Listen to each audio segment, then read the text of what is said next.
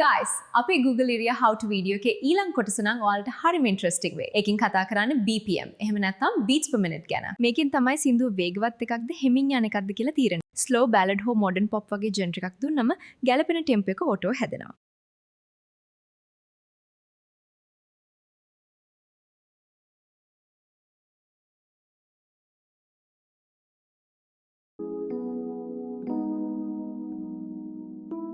ඔබේ ඇස් දැකලා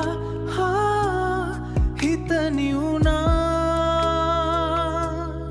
මේ ජීවේ ඔබයි මගේ ලෝකේ සෙනෙහේ ඔබ මගේ ලෝකේ Oh my god, that's just wow.